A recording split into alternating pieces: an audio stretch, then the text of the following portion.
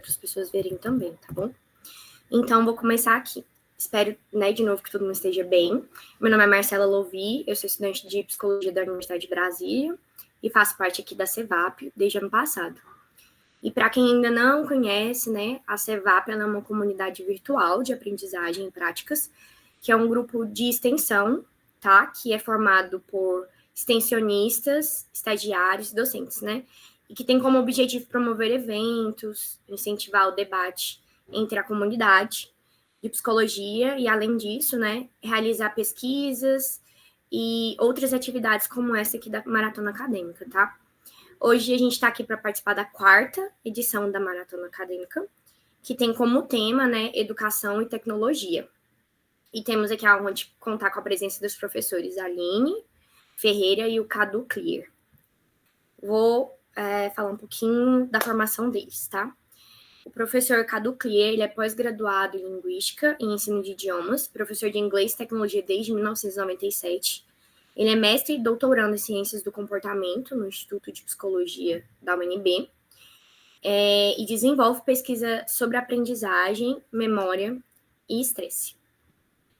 A professora Aline Ferreira, ela é psicóloga, especialista em projetos sociais e políticas públicas, mestra e doutoranda em psicologia pela PUC Campinas, Ela possui certificação em gestão de projetos de ODS pela Universidade de Salamanca e ela desenvolve pesquisas na área da psicologia escolar e educacional, com interesse nos temas desenvolvimento humano, adolescência, docência, professores e inclusão de pessoas com deficiência.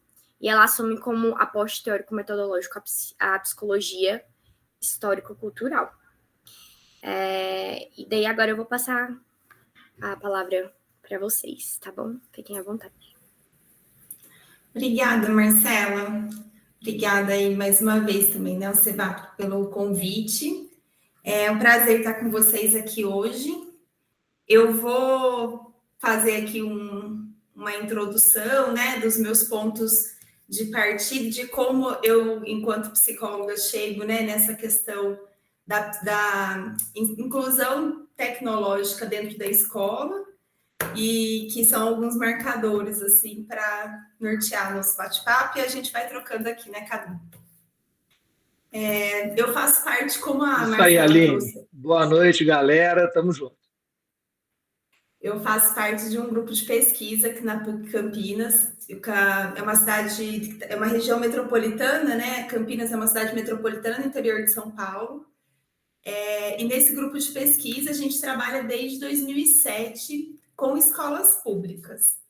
Então, a nossa pesquisa é no campo da psicologia escolar e a gente tem como aporte teórico a histórico-cultural. Esses marcadores são importantes porque eles vão direcionando a maneira como a gente produz ciências, como a gente produz as nossas intervenções na escola também. As escolas que nós trabalhamos, elas são escolas que estão num contexto periférico, aqui da região de Campinas. E aí, para vocês terem uma ideia, assim, do quão periférico, A gente está falando de um bairro que uma pessoa pega um ônibus e para chegar na região central, esse ônibus faz mais de 100 paradas, tá bom? Então, é bem longe, assim, a localização desses bairros. E, em geral, nós trabalhamos com a demanda da escola. Então, a escola traz uma demanda que a gente valida ali o que é de atuação da psicologia escolar e trabalha com essa demanda. Em 2020, a escola traz essa demanda para a gente, 2020 para 2021, sobre o uso de celular na escola, o uso de tecnologia, que estava demasiado ali pós 2021, 2022. A pandemia me deu um fragmento aí de anos, 2021, 2022. Em relação ao uso de celular e uso de tecnologia, que estava em excesso. E aí, aqui, eu acho que já é um primeiro esclarecimento para nós, assim, a escola entende ali, nesse momento, enquanto tecnologia, o uso do celular e da rede social. E aí, no meu trabalho, na minha discussão, eu trago tecnologia enquanto um sistema que uma sociedade tem para resolver as suas soluções, atender as suas demandas, os seus desejos. Então, tecnologia é muito mais amplo do que usar a rede social. E aí, para trabalhar com esse público na escola, a gente buscou ali entender qual que era o sentido, então, das ferramentas tecnológicas para os adolescentes. Estou falando de uma escola estadual e que ela tem adolescentes do Fundamental 2, então, a partir do 6º ano até o ensino médio, tá? E aí, mais uma questão, né? Quando a gente começa a dialogar com esses adolescentes, o que está muito presente, na verdade, na vida deles é o uso de celular e de redes sociais, e a gente vai percebendo que não há um conhecimento um pouco mais amplo da tecnologia que está ali na mão dele em si, né? Do uso desse celular enquanto uma estratégia, e não só por parte dele, mas também por parte dos professores, como fazer o uso dessas ferramentas tecnológicas no processo de aprendizagem. A gente vai encontrando diversas barreiras ali desse processo que vão evidenciando que, por não ter um sentido atribuído para o uso daquelas ferramentas tecnológicas, e aí do que tem disponível na escola, eu estou falando de tablet, computadores, projetores, muitas vezes, televisão. Há uma dificuldade, assim, especificamente nessa escola que nós trabalhamos, inclusive dos professores conseguirem fazer conexão, sabe, via Bluetooth, por exemplo, de um tablet para projetar na TV da sala de aula. Então, a gente vai encontrando esses tensionamentos. Então, no meu estudo, ali eu faço uma discussão, e aí a gente vai aprofundando aqui no bate-papo depois sobre esses pontos. Eu trago uma discussão a partir do Shu Han, que ele vai dizer, ele tem um livro que chama No Enxame, e ele vai dizer que o fato da gente usar as redes sociais, né, enquanto como se fosse única possibilidade de ferramenta tecnológica, e a gente fazer apenas uma imersão nisso, nos transforma enquanto um enxame, né? E aí, no sentido de que a gente faz muito barulho, mas usa de forma inadequada, então não faz o uso potente dessa tecnologia ou das ferramentas tecnológicas em si para a promoção do desenvolvimento. É isso que eu vou discutir. Então, eu trago a tecnologia, a ferramenta tecnológica ali, que a escola tiver à sua disposição, seja ela qual for, enquanto uma possibilidade de mediação de desenvolvimento, de promoção de desenvolvimento, porque era muito do meu interesse sair dessa discussão de que o uso de ferramentas tecnológicas ou o uso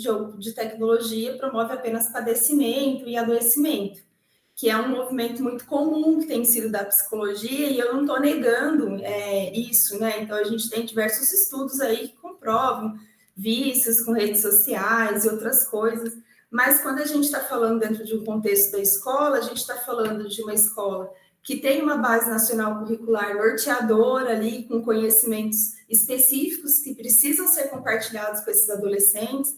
Então, a BNCC, né, que é a Base Nacional Curricular, ela prevê 3 eixos de aprendizagem. Ela vai passar por cultura digital, que aí ela vai dizer de letramento, cidadania digital, uso com responsabilidade das ferramentas tecnológicas.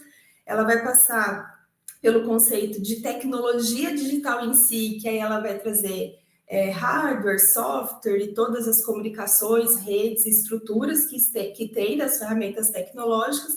E, por último, ela dá um eixo mas não, eu falo por último, mas não necessariamente nessa ordem, possibilita o eixo de pensamento computacional. Aí a gente está falando de lógica de programação, abstração, decomposição de algoritmos e tudo mais. E aí, só para encerrar, o meu interesse também não vem só porque é uma demanda da escola, né? Durante esse período do meu mestrado, eu estava como líder de um time de tecnologia que produz cursos em tecnologia, cursos mais voltados na área de programação, então, cursos para desenvolvedores de software. Então, eu estava nesse time de educação entendendo ali, né, currículo e proposta de aprendizado educacional em tecnologia, e vendo que dentro do espaço escolar não necessariamente isso que era oferecido. Então, a gente ali nessa escola tinha laboratório, tinham tablets, mas havia essa dificuldade, como eu comentei, de usabilidade, então uma falta de sentido do uso daquela ferramenta tecnológica. Então, de certa forma, uma precarização da estrutura que tem. E é importante marcar aqui também que não se trata de culpabilizar o professor ou a escola, a gente pensar a complexidade que é trabalhar uma ferramenta que é potente, mas que se você não estiver num processo de aprendizagem e de uso das potencialidades dessa ferramenta, ela fica como algo à mercê, né, marginalizado dentro do espaço escolar. Então, vou passar a palavra para o Cadu, que aí ele pode compartilhar também sobre a experiência dele. E a gente, se vocês tiverem dúvidas, vocês vão mandando aqui no chat já para a gente vai fazendo um esquema de bate-papo. Ou, não sei, meninas, você pode abrir o microfone e falar, e vocês vão já direcionando o pessoal também, a gente vai conversando. Eu acho legal aí, Aline, isso que você estava falando, da precarização da tecnologia disponível, pela falta de conhecimento e de relacionamento com a tecnologia de forma produtiva, né? Eu tenho um enfoque muito comportamental em relação a isso, porque, realmente, hoje a gente tem aí na mão um computador muito mais potente do que qualquer coisa que eu pudesse imaginar quando eu tinha a idade de ensino médio, né? Eu já estou com 44, então quando eu estava no ensino médio, a gente tinha ainda internet de escada. Vocês não vão nem saber o que é isso, viu, gente? Mas era uma internet que você tinha que esperar da meia-noite para poder conectar e pagar um pulso só, que era caro que só. E a gente tinha computadores com uma capacidade computacional, né, de gerar ali informação, de trabalhar muito menor. E desde então, eu comecei a dar aula de informática, lógica de programação, quando eu tinha 17 anos, porque eu já faço programa, né, desde adolescente, programa de computador. E aí eu vi que ao longo dos anos a tecnologia avançou muito, ao longo das décadas, mas igual a Aline mencionou, super pertinente esse comentário, inclusive, as pessoas não evoluíram o comportamento de uso da mesma forma ou na mesma proporção que a tecnologia evoluiu, né? Hoje nós temos um mega computador na mão de todo mundo. Então, assim, está disponível para você usar de forma produtiva. Hoje mesmo eu estava usando a inteligência artificial, porque eu também dou algumas palestras, algumas aulas de uso da inteligência artificial pelos discentes, né, pelos alunos e pelos docentes também para criar o conteúdo. E eu estava usando para me ajudar na leitura de alguns PDFs, usando ali no próprio celular. Eu mandava o PDF, fazia perguntas, ele ia me respondendo, eu ia usando a tecnologia que está disponível na minha mão de uma forma produtiva. Só que as pessoas, no geral, elas usam mais para lazer. Então, o vício que a Aline falou que existe, e realmente existe, né? Aquele vício de sensação prazerosa imediata, né? O eterno scroll que você vai dando ali com o dedinho e aquele negócio nunca acaba, parece que foi criado pelo demônio esse negócio, né? O pessoal lá do Vale do Silício fez as pesquisas para conseguir prender a atenção mesmo, com pequenas recompensas, isso daí quem é da psicologia entende, com pequenas recompensas ali que gerava mais comportamento de só ficar rodando ali igual um zumbi passando a tela. Ou seja, ao meu ver, nós temos uma tecnologia que evoluiu muito e a gente falhou ao longo dessa jornada em investir no comportamento dos usuários, né? Então, assim, o comportamento dos usuários aqui, eu tenho escola, sou professor há 27 anos, então eu estou pensando mais nos alunos mesmo, né? Eles estão todos dentro da sala, com o celular na mão. Nas escolas públicas você não pode proibir, né, Aline? Não sei como é que é aí, mas aqui no DF eu faço uma pesquisa na Secretaria de Educação inteira. Também vou nas escolas periféricas, a gente está querendo ver estratégias de ensino, de estudo, né, que os alunos usam fora de casa, se os professores também recomendam, porque não adianta existir algo se não está ali no linguajar do dia a dia do professor para com o aluno e no comportamento do aluno ao usar tal tecnologia, né? Que pode ser a tecnologia do smartphone, como pode ser uma tecnologia de aprendizagem, né? Não é bem ali o conceito de tecnologia digital, mas é uma tecnologia que tem que ser transferida para o aluno. E aí, na Secretaria de Educação aqui, Eu fui em algumas escolas fazer as coletas, várias alunas me ajudaram também, mas eu fui em algumas e eu vi a dificuldade que é também de você conseguir a atenção do aluno.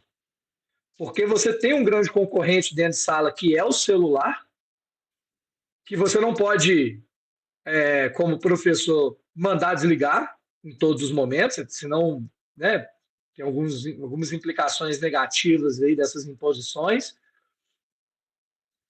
E é muito complicado, porque eu trabalho com aprendizagem, com memória, né, com atenção, com funções cognitivas, de uma forma geral, função executiva e tal.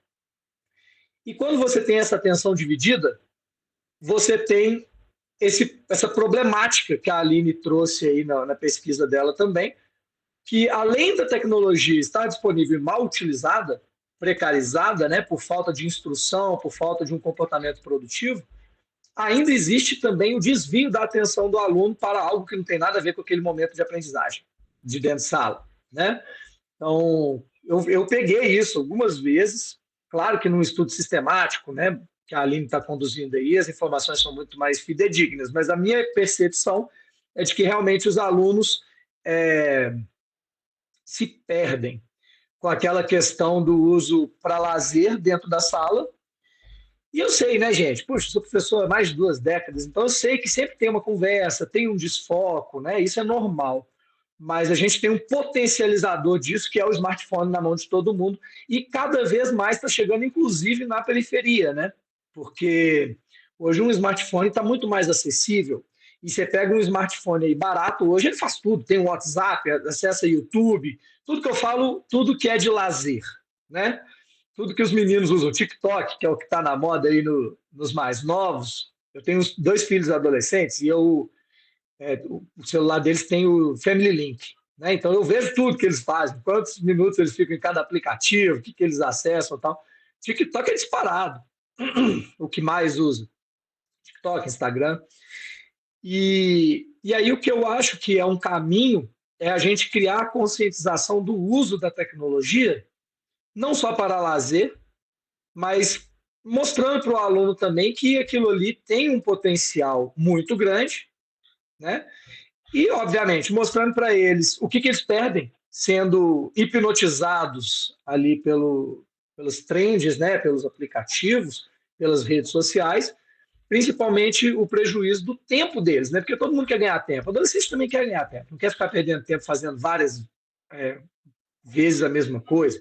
Então, dar um novo significado, como a Aline mencionou, ressignificar ali a tecnologia aos olhos desses alunos como sendo algo que pode ganhar o tempo deles, que pode melhorar a performance deles, e aí vai sobrar tempo para eles poderem se divertir e fazer outras coisas. Então, eu acho que uma das problemáticas maiores é que a tecnologia avançou muito, mas o comportamento de uso da tecnologia não.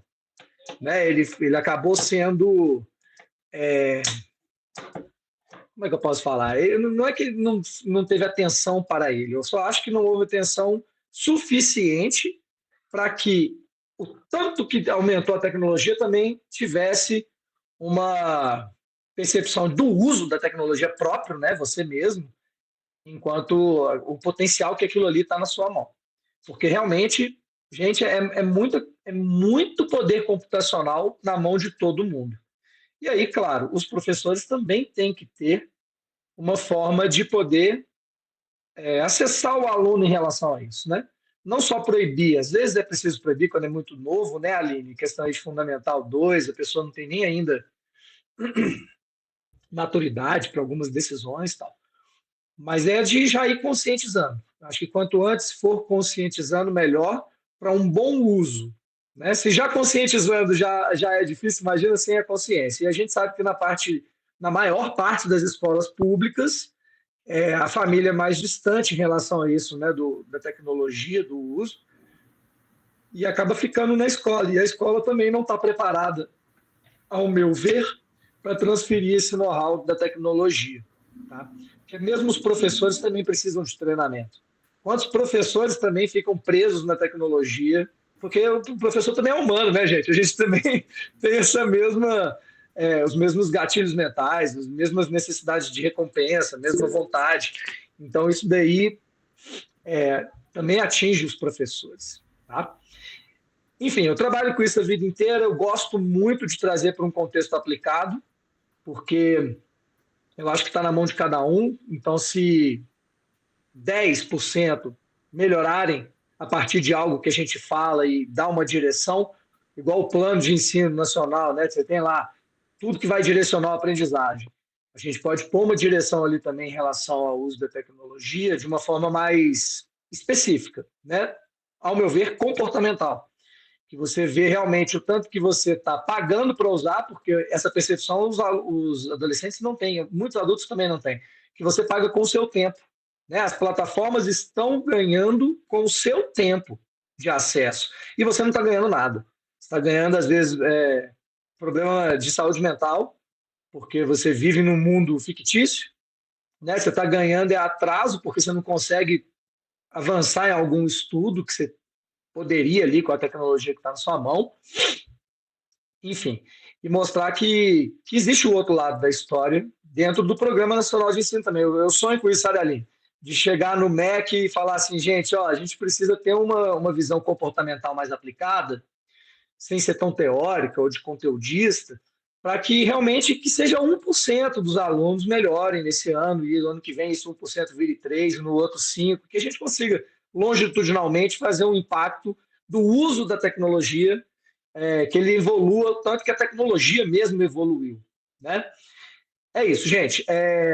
Em relação a perguntas, eu concordo com a Aline aí, ó, se alguém quiser abrir o microfone e perguntar, beleza, mas a Marcela que está mandando aí, então ela vai fazer a mediação. Se estiver no chat, a gente tem um tempo aqui para poder responder e fazer a mesa redonda, tá? Prazer estar com todos vocês, obrigado pelo convite. Eu acho que esse é o caminho mesmo para a gente poder criar uma comunidade escolar, uma comunidade de aprendizagem, né? de educação mais desenvolvida.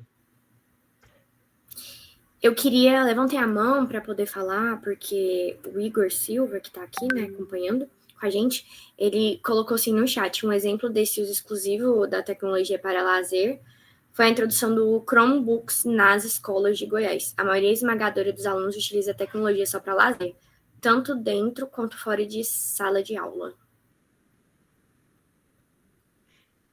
A pergunta que eu faço para todo mundo é: e você? Né? Eu gosto de trazer para o indivíduo, porque essa reflexão eu faço comigo. Às vezes eu olho e falo assim, gente, estou 1h30 com essa cara nesse celular aqui, não sei nem o que aconteceu nessa 1h30. Né? Eu sou gamer, eu jogo desde que jogo existe, jogo digital. E ultimamente eu não estou jogando não, porque eu estou fazendo qualificação do doutorado, estou com muita coisa para produzir. Mas às vezes eu estou ali com o celular na mão, às vezes você está vendo história dos outros, pessoas que você ama, que você quer ver realmente, que você quer participar, e o tempo faz assim, né? E aí geralmente eu trago, tá aí você e eu, como é que eu estou fazendo isso, né? Porque eu acredito que o exemplo arrasta. Então, se a gente conseguir mostrar, né, que realmente o uso pode ser mais produtivo, igual eu mencionei para vocês, ó, usei para poder conversar com um PDF. Hoje em dia você tem inteligência artificial para conversar com o PDF, gente. Né? Se você colocar o prompt ali certinho, não me fale nada que não esteja no PDF e vai fazendo perguntas sobre os PDFs, você consegue ter um companheiro de estudo. Não é para produzir para você, mas é para ajudar, né, a ganhar tempo, a ganhar assertividade no estudo.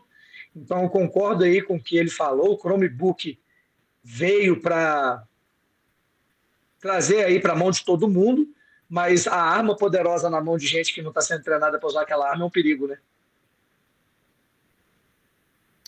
Professora Aline, eu tenho assim uma pergunta. Eu não sei se você vai me entender, mas se eu vou me fazer entender. Só que eu queria saber, né, como que foi feito esse trabalho, qual foi a percepção dos alunos, ou a recepção dos alunos em relação a isso. Tá. Em relação, você fala ao estudo em si, as interações que eu tinha ali com eles, é isso? Ou os resultados, assim, da pesquisa? Também, se você puder falar, porque eu também tinha outra pergunta sobre, eu não sei se você chegou a apresentar para eles, né, o trabalho, ou sobre se eles conseguiram ver, assim, né, o quanto eles talvez façam uso indevidamente das tecnologias na sala de aula, Como que isso é apresentado para eles, assim, ou para elas, para os estudantes, né, que você teve acesso. Eu vou fazer uma conexão aqui com o que o Cadu falou, dessa questão de ter uma ferramenta potente, né, e não utilizar, e com o comentário do Igor aqui, respondo a sua pergunta. Essa questão, por exemplo, do Chromebook, lá na escola onde eu estava, onde eu estou, né, que aí agora eu estou desenvolvendo doutorado, nessas mesmas escolas, eles não têm o Chromebook, mas eles têm tablets.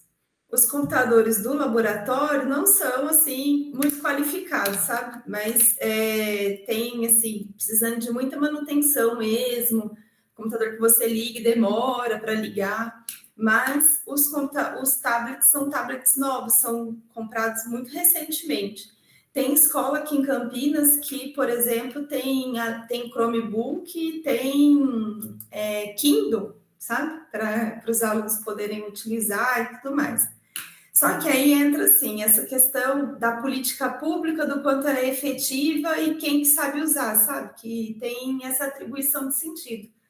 Na discussão que nós fazemos aqui, o sentido, ele entra no lugar muito do campo individual, né? Então, para separar, assim, por exemplo, casa, né? Quando eu falo casa, a gente tem um significado que é compartilhado sobre casa, mas depois tem o que cada um entende como casa, e aí é um sentido que cada um atribui diferente. Eu percebi que nessa não atribuição de sentido, então eles não veem finalidade. Então, talvez, Igor, até estou falando um talvez mesmo assim, porque eu não conheço o contexto, sabe? Eu tendo a pensar que esse uso que ele é mais para o lazer, ele vai porque o lazer é intuitivo, como o Cadu falou, sabe? Você só vai passando a tela, se vocês pensarem assim, o formato mesmo de apresentação, seja de qualquer rede social, ou seja de qualquer outra plataforma que é para entretenimento, ele é um formato para te prender ali.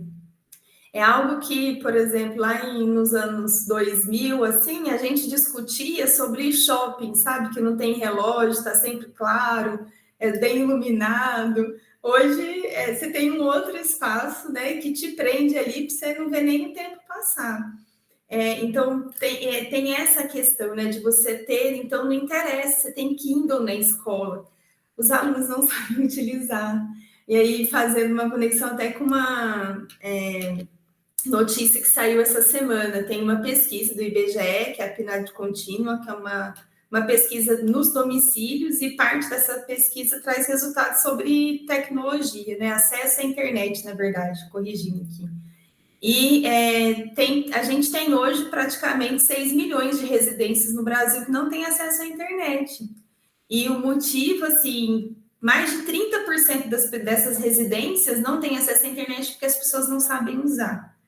E aí, gente, assim, por internet hoje, a gente não está falando mais dessa realidade que o Cadu viveu e eu vivi, de você ter que escolher um horário para fazer a descagem da conexão, ouvir aquela musiquinha tocando, né, Cadu? Você tinha que fazer essa conexão, esperar um tempo, como se fosse uma ligação mesmo, sabe? Uma chamada para ela se conectar. A gente usava a internet só depois das 10, às vezes meia-noite, 1h da manhã, porque é um horário que era barato de utilizar. Hoje não é mais assim. Mas se vocês pensarem, plataformas, redes sociais ou outras plataformas aí de entretenimento, vocês conseguem fazer pacote nas operadoras para vocês terem uso ilimitado e pagar muito pouco por isso. Então, tem essa questão. Os alunos, aí já te respondendo, Marcela, o que acontece? Para a pesquisa, a gente precisa, porque a nossa atuação nessa escola, a gente está especificamente em uma dessas escolas, nós estamos desde 2017, né? O grupo existe desde 2007, mas especificamente em uma dessas escolas, a gente está desde 2007, que é onde esse campo da pesquisa é essa escola. E a gente trabalha com eles diversas questões, e toda vez que a gente entra em uma turma para fazer alguma intervenção específica, algum trabalho, mesmo que de curto prazo, a gente entra apresentando o motivo da gente estar ali, e é um combinado com a turma, tem uma parceria com o professor para eu utilizar aquela aula, então eu converso com o professor para poder utilizar.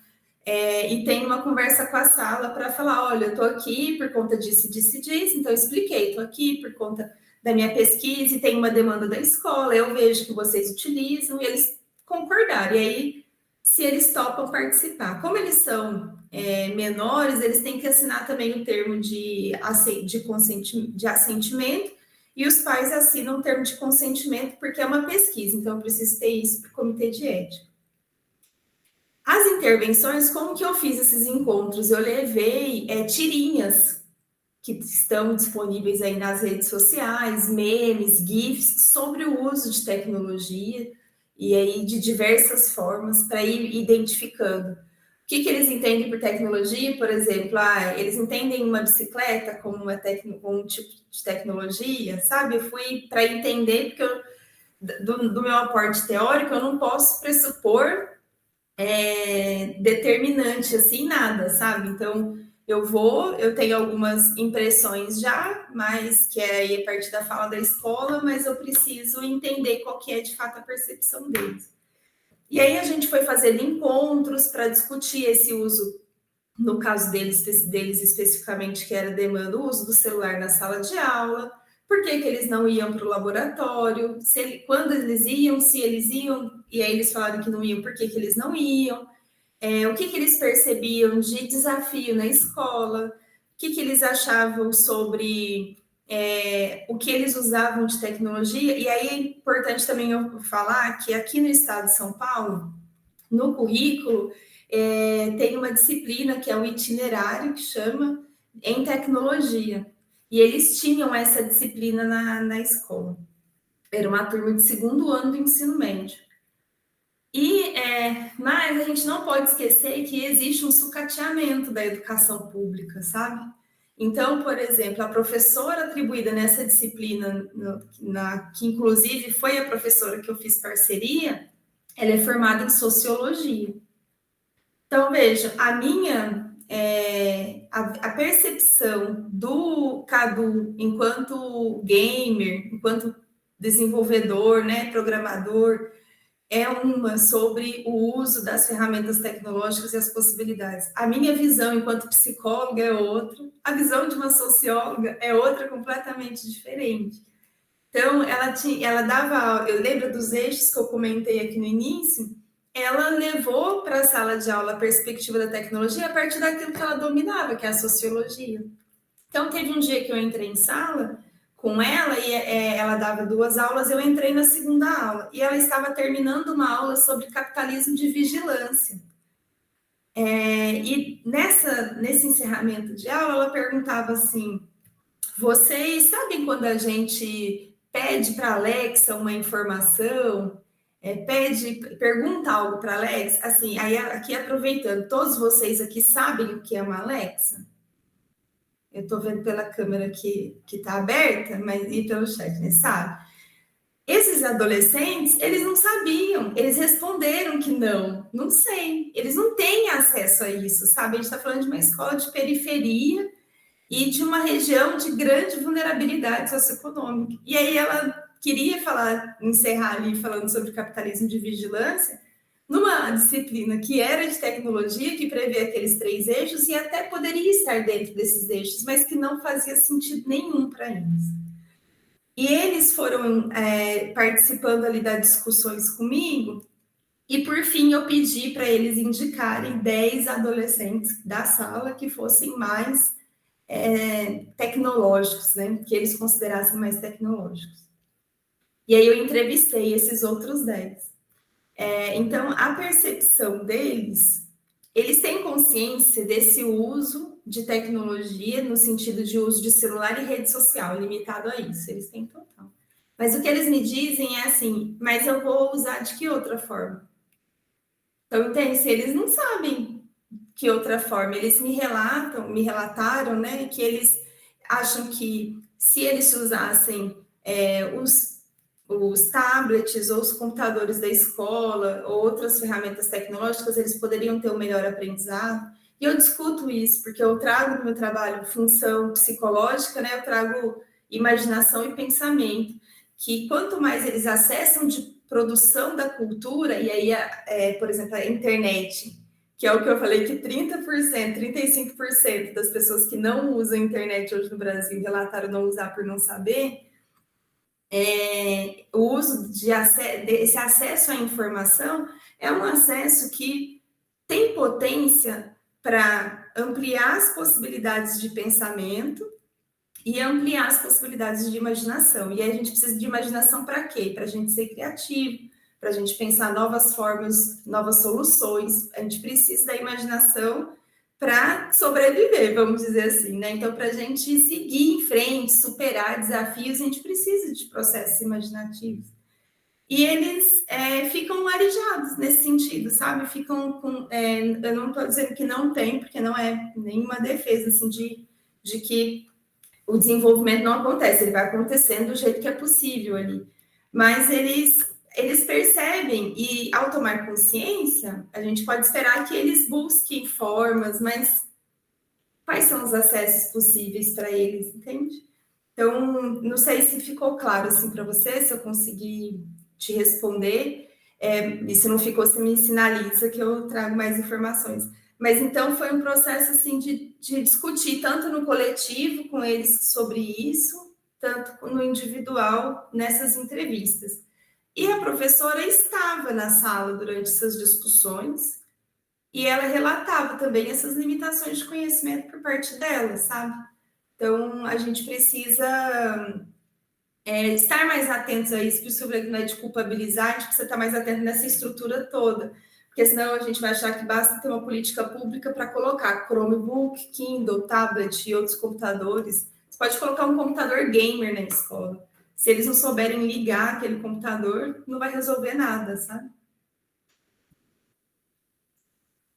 Sim, claro. Obrigada, eu entendi sim, se fez entender sim. E aí eu tenho outra pergunta, assim, que é da Camille. Ela começou aqui, tá no chat aqui. Boa noite, Aline Cadu. E ela perguntou assim, como é para vocês serem os atores que evocam discussões acerca do uso dessas tecnologias? Sabemos que há uma tendência social aos adolescentes se apropriarem do domínio das tecnologias, que parece ser desafiador trazer outras perspectivas para o público mais jovem. Pode ir lá, Cadu. Eu vou deixar o coleguinha falar, né, gente? Psicóloga, professora, vocês sabem que a gente se empolga aqui, ó, vai só falando.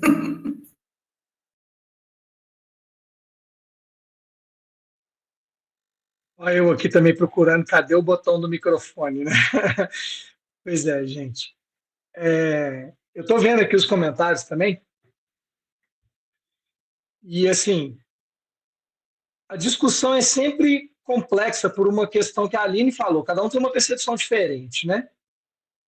Do que é a tecnologia, de qual o comportamento, de qual ganho que você tem, do que você tem que fazer para acessar. Então, assim, o público mais jovem, ao meu ver, ele está mais aberto a um treinamento com uma perspectiva mais produtiva, porque ele ainda não se viciou naquilo ali, né? Ele ainda está sob instrução. Só que, ao mesmo tempo, ele tem menos maturidade para poder entender as coisas. Então, você teria que ter uma forma bem lúdica de trabalhar com aquilo ali e tal. E na educação, a gente sempre tem algumas dificuldades também de comunicação, de como é falado na escola e como é falado em casa, né? Então, você tem esse embate também que, às vezes, prejudica. Assim, em relação à bolha que foi colocada aqui pela Ellen aqui no chat, porque acaba criando, né? O algoritmo ele é feito para te prender. Então, o que ele faz? Ele sempre te entrega conteúdo que te dá vontade de continuar mexendo. Você vai sempre ficar mexendo naquilo ali e isso está te roubando o seu futuro. Isso é que é a questão que eu coloco mais importante, sabe? Porque não existe essa percepção de que a tecnologia está te roubando, né? Ela tá roubando de você um tempo importante. Agora, assim, a situação específica de como falar com os adolescentes, aí eu acho que até a psicologia educacional, né, essa parte da psicologia tem mais competência para poder. Eu não sou psicólogo, tá, gente? Eu fiz letras, fiz linguística, minha pós-graduação em linguística, eu vim parar na psicologia em relação aos processos de aprendizagem, processos psicológicos básicos, né, em ciências do comportamento, que sempre trouxe essa vertente do comportamento, do uso das estratégias de ensino, da tecnologia, enfim. Tem muito a ver com a percepção da pessoa, que é individual. E aí desenvolver uma forma para poder educar os professores, eu me atrevo a dizer. E os alunos mais jovens, eu acho que é um campo bem rico, né, Aline? Para poder trabalhar e pegar a informação e levar isso para a galera. Porque, volto a dizer, a tecnologia rouba esse tempo da nossa educação, dos nossos alunos. A gente fica preso em conteúdo que só dá aquela balinha imediata, aquela recompensa imediata, aquela vontade de você continuar fazendo, e aquilo ali drena a nossa energia, né? Eu acho que eu não adentrei na pergunta específica, Marcelo.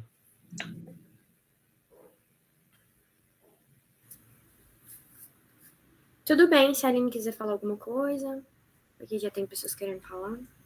Tá, vou aqui agradecer o João, que falou aqui no comentário. E aí, Camille, assim, como é que eu posso... A gente quando eu fiz um levantamento bibliográfico ali para fundamentar minha pesquisa, eu achei um termo que é nativos digitais. Várias pesquisas se referem às pessoas que nasceram a partir dos anos 2000 como nativos digitais. E aí pressupõe que é nativo digital, e até a definição mesmo que eu encontrei nessas publicações, é que como se essas pessoas, esses jovens, né, eles tivessem domínio só por ter nascido numa era em que a tecnologia ela não está dependendo lá daquela descagem, sabe? Que o Cadu e eu precisávamos, né? Então, é como se os jovens que nasceram depois de 2000 já tivessem esse domínio. E aí, isso é uma problemática. Porque quando você pressupõe que sabe, você acha que não precisa ensinar. Entendeu? Então, você acha que por saber pegar um celular e abrir redes sociais, postar, registrar e acompanhar as coisas ali na rede social, ele sabe utilizar tudo que aquele celular tem para oferecer, por exemplo. E aí a gente tem notícias recentes desse ano, assim, sobre o mercado de trabalho, falando das dificuldades de jovens conseguirem um primeiro emprego. Então, eu estou falando de pessoas acima de 18 anos, por não saber utilizar um e-mail, por não saber digitar um texto no Word, sabe? Então, vocês veem que, assim, é contraditório. Eu utilizei... São nativos, né, Aline? São nativos digitais, mas não são competentes digitais. Nasceram sabendo, né? Não tem a competência, é isso. Eles não têm a competência de utilizar. E talvez eu estou falando eles assim, mas pode ser alguém entre vocês aqui mesmo, porque vocês não precisaram usar e-mail, sabe? Então, vamos supor, não precisou. Quando eu fui criar... quando eu fui utilizar a minha proposta inicial com esses adolescentes, como eu estava numa startup que oferecia cursos em desenvolvimento de software, eu peguei um grupo de cursos, né, um pacote de cursos ali sobre lógica de programação e sobre uma linguagem que é HTML, que aí, assim, eu escolhi HTML porque eles poderiam criar páginas, sites, então eles tangibilizam, porque na tecnologia, para explicar, né, tem aquilo que a gente vê e xinga vendo, e tem outro que a gente xinga e a gente não está vendo, né? Então tem o que é back, é a construção por trás, ali a gente é o que dá pau no site, vamos dizer assim, e tem o front, que é a parte bonita, a página bonita que vocês entrarem. Então, idealmente, para quem não conhece nada de desenvolvimento de software, é legal aprender a partir de HTML, CSS, para que a pessoa possa já aprender e ela ver o resultado ali de uma maneira mais rápida, sabe? Isso vai dando motivação, vai contribuindo para que ela tenha motivação e continue ali no processo de aprendizagem. Eu tentei fazer o uso dessa maneira com eles no primeiro momento, Camille. Mas aí os computadores da escola demoravam muito para ligar. Eu fui com eles, né, para o laboratório, tinha muitas limitações. Então, eu utilizei de outra estratégia que são as tirinhas. No meu grupo de pesquisa, eu falo o meu como se eu fosse a dona, né? Mas no grupo que eu faço parte, a gente usa de materialidade artística para mediar as nossas intervenções.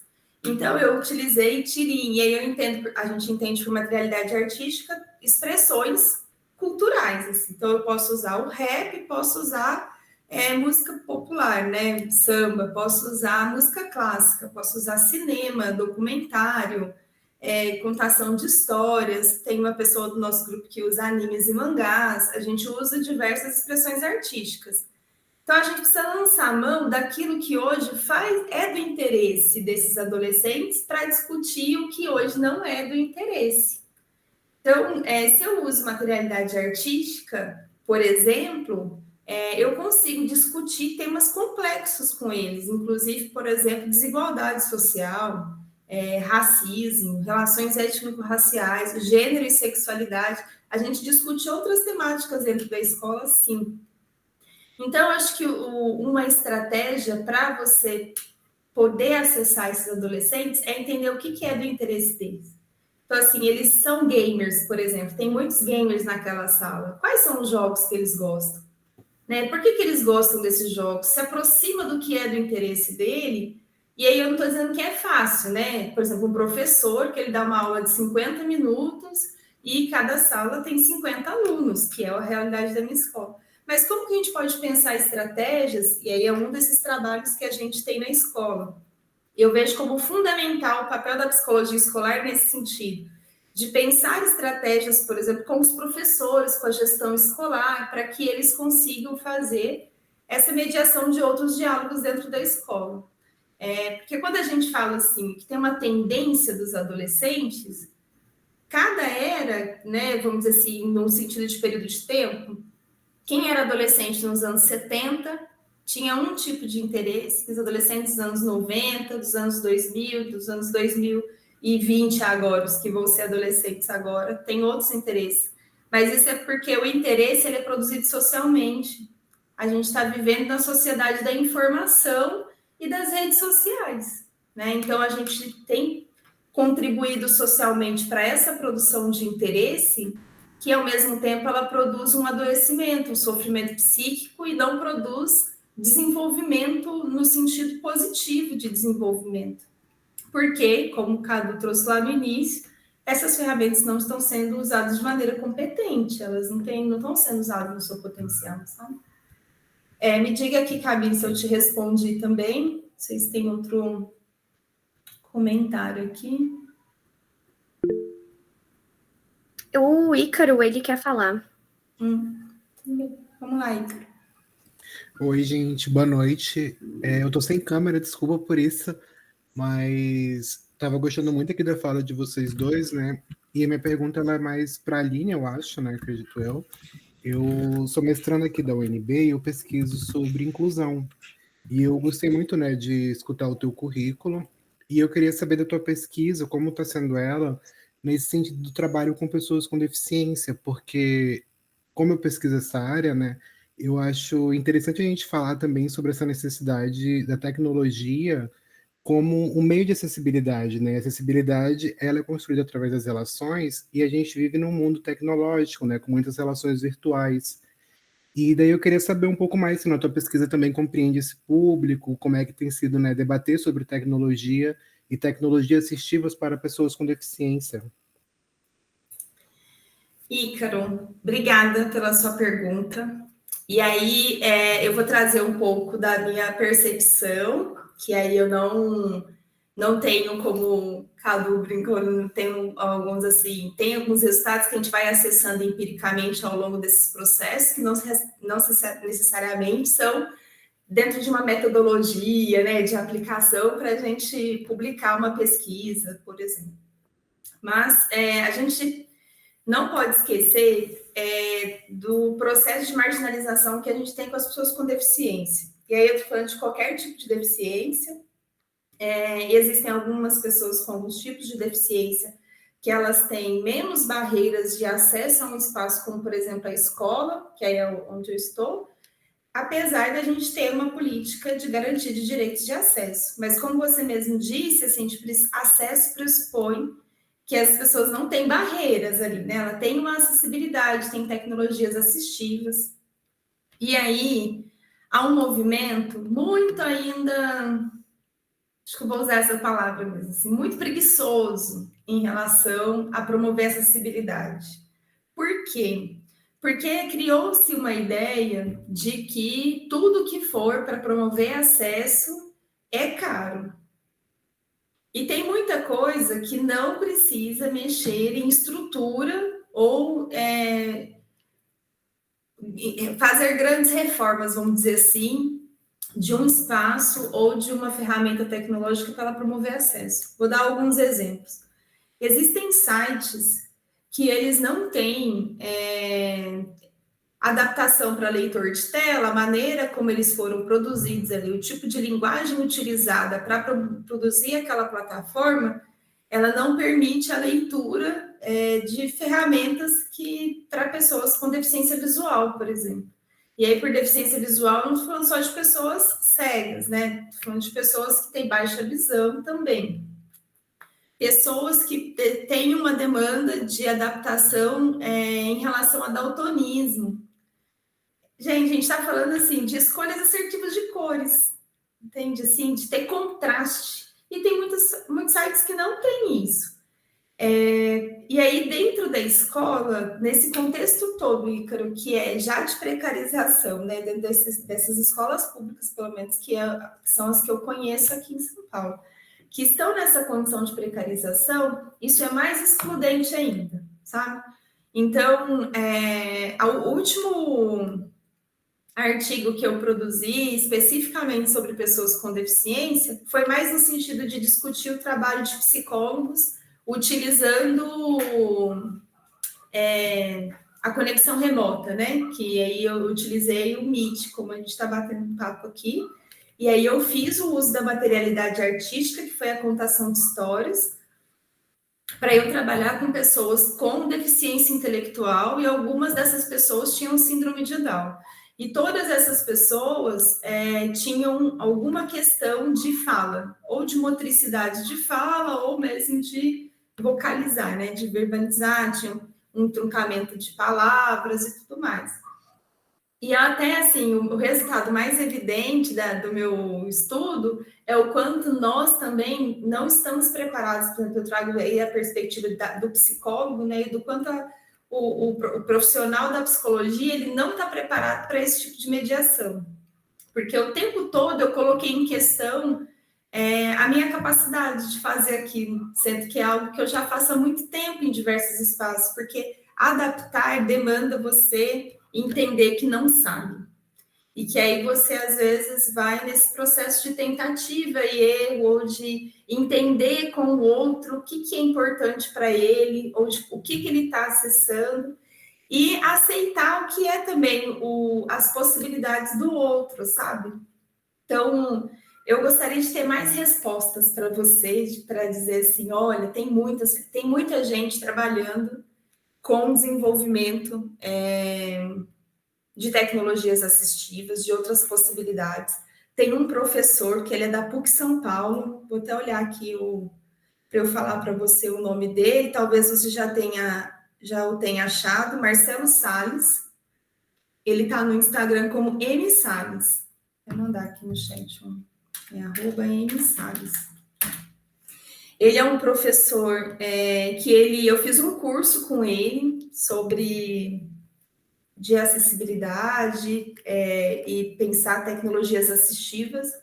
Ele tem produzido bastante coisa nesse sentido, ele faz parte de alguns movimentos, mas eu vejo que isso é muito tímido ainda, sabe? Não por parte dele, porque tudo que se produz, ele para ter uma maior visibilidade e para ter escala, precisa ser do interesse de alguém.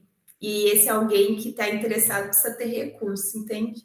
Então, falta muito ainda pessoas com a disponibilidade de investir nisso. A gente tem muitas estratégias já disponíveis de tecnologia assistiva. Mas ter essas tecnologias assistivas e elas não estarem disponíveis para as pessoas com deficiência é a mesma lógica de eu colocar Kindle, tablet e Chromebook na escola e ninguém usar. Esses tablets na escola onde eu estou, por exemplo, ficam dentro de um armário, numa caixinha, guardadinho, do jeitinho que eles chegaram, porque ninguém usa. Então, ter essas tecnologias assistivas e as pessoas não terem acesso a isso, ou elas serem caras, por exemplo, que tem algumas que têm um custo para as pessoas acessarem, inviabiliza, sabe? Não sei se faz sentido, se te ajudei, eu te baguncei mais, Ícaro. Não, faz sentido sim. Muito obrigado pela sua resposta, né? É uma área também que eu acho muito interessante. E é que nem você disse, né? A gente está num começo, num movimento, mas que a gente enfrenta as barreiras capitalistas, né? Para conseguir esses acessos, justamente por conta dessa prioridade do custo ao invés de acessibilidade, né? A gente prioriza um financeiro ao invés de uma construção de um espaço que seja múltiplo, né? Que é para todos os corpos e todas as pessoas. Enfim, muito obrigado, viu? Boa noite. Boa noite. Obrigada. Tem um outro também, eu vou passar para vocês aqui, que é o Deficiência Tech. Como que Deficiência Tech? E aí eles são uma comunidade para a inclusão de pessoas com deficiência no mercado de tecnologia. É um movimento super legal. Eles promovem essas formações. Tem um monte de gente, sim. Tem a Sara, eu vou achar aqui o LinkedIn dela, porque eu acompanho ela mais no LinkedIn. Não sei se vocês têm essa rede, mas a Sara no LinkedIn, ela posta algumas coisas muito pertinentes. Ela é uma pessoa que está dentro do espectro autista e ela tem uma startup, eu acho que chama Stardust Zone. Vou mandar aqui o LinkedIn dela. Ela é uma pessoa neurodivergente e ela criou essa startup que faz discussões. Ela está no G20, está voando assim nesse sentido. Mas assim, ela enfrenta barreiras, sabe? Então ela montou essa comunidade na startup, mas ainda existem muitas barreiras. A gente tem que avançar muito enquanto sociedade para promover inclusão efetiva, viu?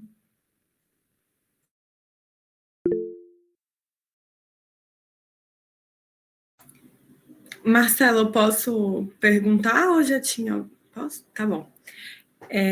Gente, talvez eu esteja pulando um pouco aqui, passando um pouco na frente, mas eu fiquei pensando assim, né, escutando vocês, é um cenário muito complexo, né, tem muitas barreiras, assim, muito evidentes, a gente tem, enfim, muitos determinantes, e eu queria saber se vocês precisassem falar, assim, tipo, não necessariamente o que é a saída, mas o que seria um começo para a gente conseguir colocar a tecnologia, conseguir trilhar um caminho para a tecnologia ser utilizada de uma forma benéfica no processo educativo, numa forma de trazer o interesse, de trazer um protagonismo juvenil, talvez de, enfim, até pedagógico, no sentido, né, deles poderem usar essas tecnologias para o desenvolvimento, para tirar esse olhar negativo de que a tecnologia automaticamente vai atrapalhar a aprendizagem, né? Então, minha pergunta vem mais nesse sentido, tipo, como começar? Porque acho que como resolver é muito difícil, é muito, né, prepotente, assim, enfim, é muito complexo, mas talvez, eu fiquei curiosa, tipo, na experiência de vocês, com todo o trabalho de vocês, por onde vocês começariam, assim, esse caminho, né, oposto do que a gente vê hoje. Pode ir primeiro, Cadu, já falei bastante. Beleza. Então, o primeiro passo, alguém falou aí sobre interesses de capital, eu coloco também interesses políticos, né? Eu acho que na hora que a gente sai só de produzir o conteúdo que dá like, né? O like é de uma forma figurada, mas que a gente está na mesma maré ali, produzindo conteúdo que só confirma sensos comuns que nem sempre estão certos. Então, acho que o primeiro passo é realmente a gente produzir pesquisa, produzir conhecimento, produzir dados que consigam atingir as pessoas que têm o poder de decisão, né? Porque, assim, para chegar na escola pública, tem o fator interesse político que é muito grande, né? E a gente vê que muita gente não está nem aí em relação ao aprendizagem, mas sim quantos votos que eles vão ganhar por uma determinada pauta que eles estão defendendo, né? E essa pauta de autoconhecimento, de autoajuste, no sentido do uso da tecnologia, né, de rever aí muitos parâmetros do uso, e que coloca os professores com uma certa incapacidade nesse momento, por falta de treinamento, às vezes por falta de visão, de levar esse conteúdo para os alunos, não é uma pauta muito agradável, é uma pauta meio complexa. Então, eu acho que o primeiro passo é a gente sempre trazer uma perspectiva de evolução nas pesquisas que nós fazemos, nos debates que nós participamos, principalmente quando tem alguma pessoa que pode tomar esse tipo de decisão, sabe? Que pode levar essa ideia mais para frente. Porque realmente o interesse capitalista e o interesse político, os dois andam de mãos dadas, tá, gente? Eu já saí dessa ilusão de que são coisas à parte, eles estão aí e muitas vezes eles atrapalham para a gente dar esses primeiros passos. Então, assim, sendo mais sucinto, a gente fazer a pesquisa, trazer conteúdo, questionar, que a gente está na era da informação, mas por que a gente não está na era do conhecimento? Né? Que é diferente. Eu acho que essa próxima era vai acontecer isso. Eu dei uma palestra na Feira do Estudante aqui do DF, foi no estádio, em 2019, antes da pandemia. E eu falei essa mesma frase, falei assim, olha, nesse mundo que a gente vive, o mundo VUCA, que é um mundo assim desordenado, cheio de estímulo para tudo quanto é lado, né? Que a gente tem informação aqui na hora que você quer. Você não sabe se a informação é boa, de fidedigna, né? E aí é essa questão de você levar também o conhecimento de filtrar o que vale a pena. Né? Só que, às vezes, filtrar o que vale a pena não é interessante para quem está manipulando a massa, manipulando as informações, manipulando os interesses, né, do mercado. Então, acho que o primeiro passo é nós, cada um, produzir para si mesmo e produzir questionamentos e, enfim, pesquisas para poder trazer isso para a evidência. Né? Cada vez mais, estando em evidência, vai entrar nas políticas públicas, isso vai entrar no dia a dia das escolas particulares, enfim. Acho que esse é o primeiro passo, sim, né? Não sei se a Aline concorda, mas, enfim, minha opinião. Concordo com cada um.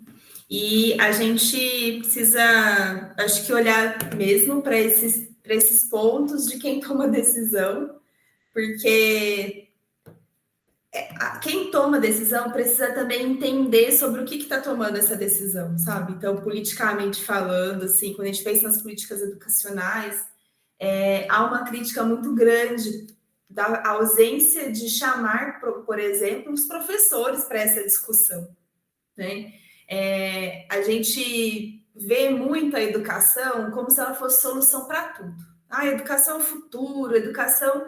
Só que quando a gente vai usando as palavras dessa maneira o tempo todo, a gente começa a banalizar os processos, sabe? Então, como se fosse fácil tornar a educação, é mais dinheiro, aí injeta dinheiro na educação. Mas a maneira como está investindo esse dinheiro, esse recurso, não faz sentido. Então, precisa chamar quem entende também para essa roda, e aí tomar decisão, sabe? Com esse conhecimento, como o Cado falou. E tem um outro ponto que é assim... a nossa capacidade de autorregular o nosso comportamento, de autorregular nossas decisões, demanda consciência, demanda pensamento crítico. Então, a gente precisa ter uma reflexão crítica dentre possibilidades que nós temos para a gente tomar uma decisão. Quando a gente tem possibilidades limitadas, como esses adolescentes têm, as decisões deles também vão ser limitadas, entende? Então, assim, ele vai escolher fazer um programa, né? Desenvolver um programa ou utilizar a rede social. O que ele precisa para desenvolver esse programa? Ele precisa de X conhecimentos, ele não tem. Pronto, ele vai usar a rede social. Então, a gente precisa criar possibilidades também mais próximas para esses adolescentes. De forma prática, o que eu acho que hoje está sendo feito que não funciona, a gente está no caminho errado.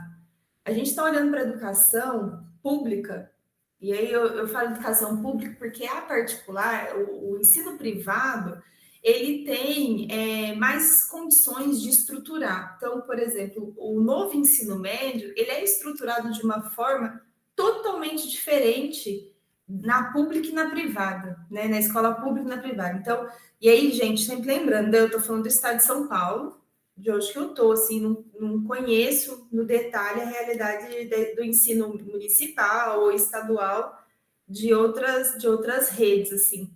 Mas aqui no estado de São Paulo, a gente está tratando a educação como se ela fosse um grande saco que a gente só vai lançando coisa lá dentro. Então, assim, os meninos precisam aprender conteúdo para o mercado de trabalho, bota lá dentro.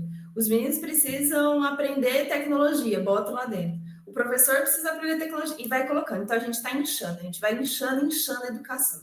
E vai colocando coisas lá dentro como se só bastasse colocar. A gente está num processo no estado de São Paulo de plataformização do ensino médio, principalmente, que não faz sentido nenhum. Então, assim, você tem... Se de um lado você tem os adolescentes que não sabem usar as ferramentas tecnológicas, né, e as suas potencialidades, por outro, você vai e cria uma maneira de que eles só produzem redação enviando online. E aí você tem uma sala com 40, 50 alunos e um laboratório com 20 computadores. Entende? Não cabe uma coisa na outra, assim, tá totalmente na contramão, assim, não vai utilizar, sabe? Vamos disponibilizar os aplicativos para esses alunos utilizarem. Mas eles não podem usar o celular na escola. Sabe assim, as coisas vão ficando muito na contradição, assim. E aí vai perdendo cada vez mais sentido. Então, resumindo, assim, precisa chamar para o diálogo e aí entender quais são as melhores maneiras ali de fazer esse processo de inserção, porque eu acho que ainda tem muito essa premissa de que são nativos digitais e por serem nativos digitais basta colocar a plataforma ali que eles vão fazer.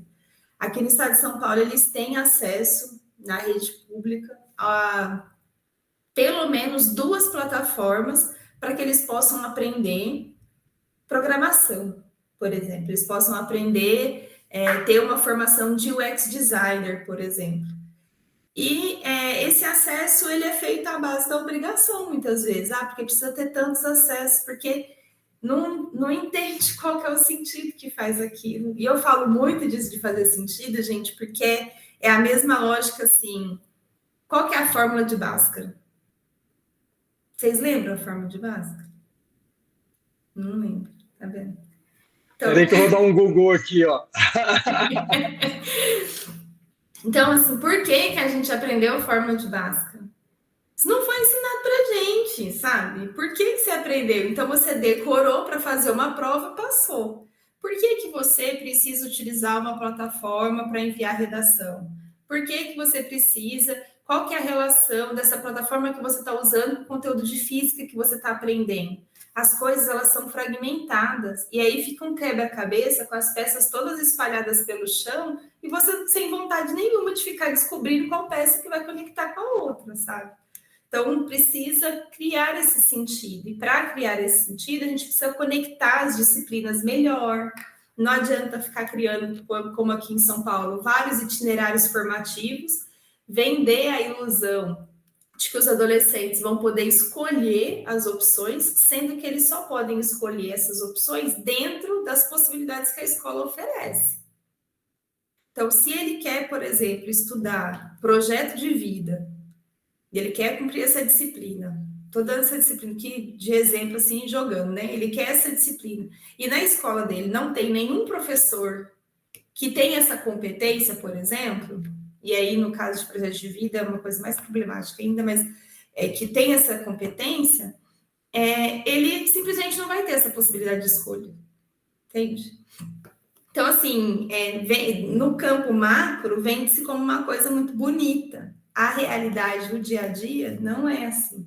Então, eu acrescento, assim, a essa fala do Cadu, a gente parar de achar que a escola, que a educação pública é só um saco grande que a gente, conforme a gente acha que precisa de alguma coisa, a gente vai colocando lá. Porque só está enchendo fala como se essas pessoas estivessem cumprindo com tudo isso, ou aprendendo, ou acessando tudo isso, e não está. A gente teve resultado recente aí, e olha que nem é nas escolas públicas essa aplicação de prova, que é o PISA. E os resultados nossos também aqui no Brasil em relação à criatividade. A gente ficou nos últimos lugares. Acho que a gente ficou entre os 10, 12 piores em criatividade.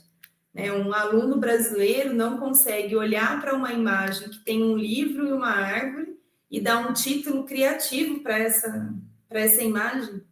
E aí, quando a gente fala de não dar um título criativo, a gente está falando de respostas do tipo a árvore e o livro. Foi isso que muitos adolescentes responderam, sabe? A gente não tem habilidade de abstração. E a habilidade de abstração, ela está basicamente em uma disciplina, que é a mesma que é base para aprender, por exemplo, lógica de programação, que é matemática. E a gente, ano atrás de ano, vai mal nos resultados de matemática também. Então, entende que não adianta ficar socando coisas lá dentro que só enche, né? Não promove o desenvolvimento.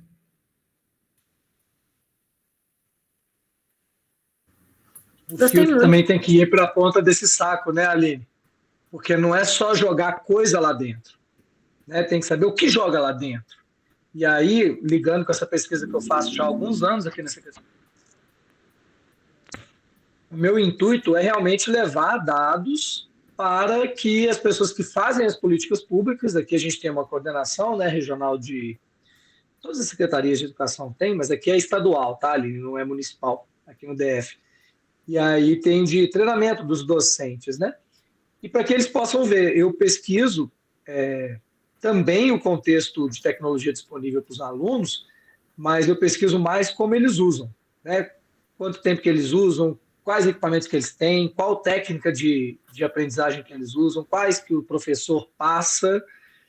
E aí eu acho que o filtro a gente consegue colocar trazendo reflexões baseadas em dados que são coletados ou em pesquisas que são publicadas e que levam essa vontade de quem está lá desenvolvendo as políticas públicas, não só jogar mais um conteúdo lá dentro, mas de fazer de forma mais produtiva, né?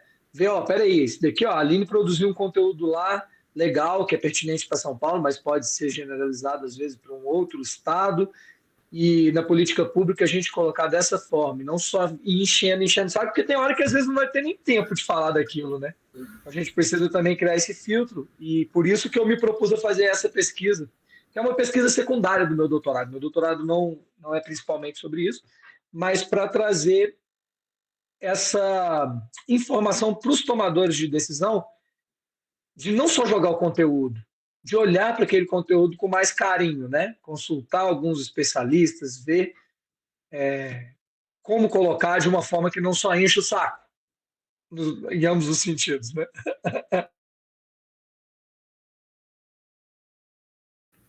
Gente, a Jéssica tem uma pergunta. Jéssica, você quer que eu leia? Eu prefiro que eu leia, ou se você quiser perguntar diretamente.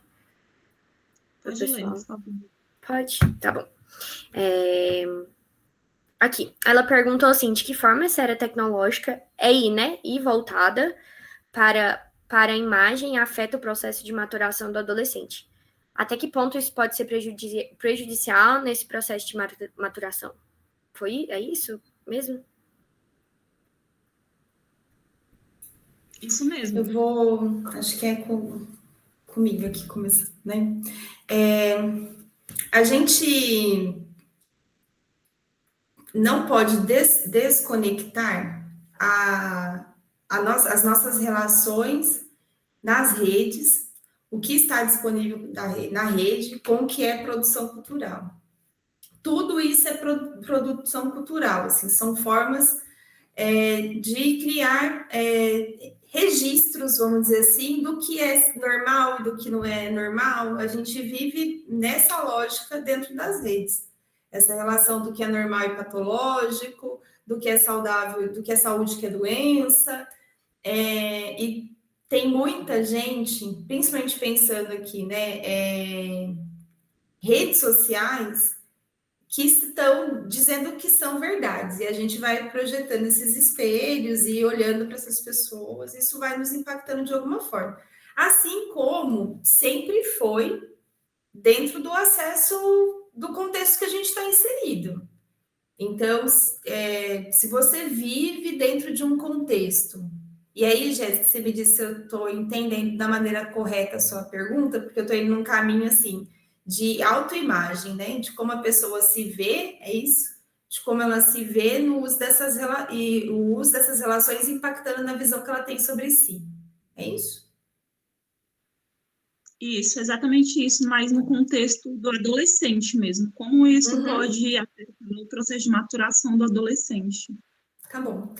E então, assim, é nesse caminho mesmo. Então, na mesma lógica de o espaço que você está inserido é um espaço que vai dizer muito sobre a sua autoestima e sobre a visão que você tem de si. E aí eu posso falar de corpos que são corpos gordos ou corpos não gordos, posso falar de corpos que têm cabelos crespos e cabelos lisos, tons de pele diferentes, independente das características que você tem. A depender do contexto que você está inserido, isso vai impactar positivamente ou negativamente a sua autoimagem. Quando a gente está na rede social, o que acontece? Aí eu estou entendendo também por era tecnológica rede social, porque tem outros acessos que não vão entrar nesse âmbito. A gente está vendo o recorte do que aquela pessoa decidiu postar.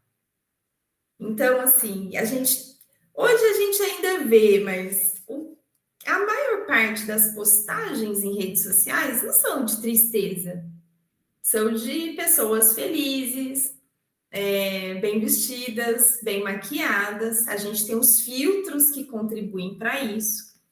E aí, Jéssica, na minha perspectiva de atuação, a gente não vai dizer desse impacto de maturação, né, de desenvolvimento de uma perspectiva biológica, mas sim de uma perspectiva mais social e de funções psicológicas, tá? Que aí não necessariamente tem a ver com essa questão biológica. A gente tem um impacto muito significativo, porque quando você tem tantas camadas de preparo para aquilo que vai ser visto e exposto numa rede social, faz sentido para você de que nada disso é real? Nada é real. E aí eu fico o tempo todo tentando chegar num padrão ou numa imagem que ela não existe. Não é possível chegar naquela imagem, sabe?